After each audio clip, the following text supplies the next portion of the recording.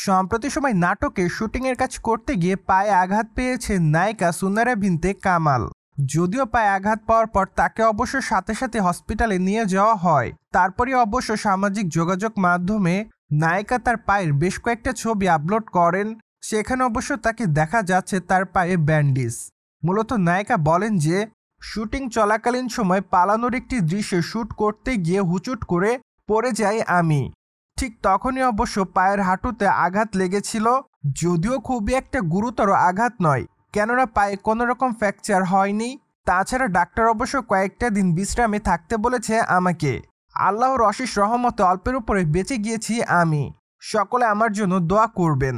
মূলত সম্প্রতি সময় নায়িকা সুনাইরা বিনতে কামাল তার দর্শকদের উদ্দেশ্যে কথাগুলোই জানিয়েছে।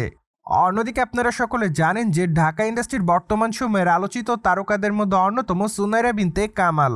কেননা এই তারকা নাটকের পর্দায় যেমন কাজ করেছে ঠিক তেমনি চলচ্চিত্রের পর্দাতেও নিয়মিত কাজ করতে দেখা যাচ্ছে তাকে।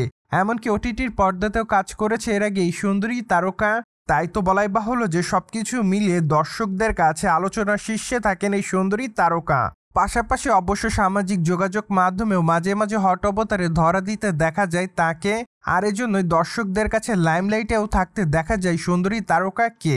প্রসঙ্গত এই সুন্দরী তারকার হাতে বর্তমানে বেশ কয়েকটা নাটকের কাজ রয়েছে এমনটাই জানা যায়। তাই তো বলাই বাহুল্য যে আপাতত এই নায়িকা সে সকল নাটকে শুটিংয়ের কাজ নিয়ে খুবই ব্যস্ততার মধ্যে থাকবেন।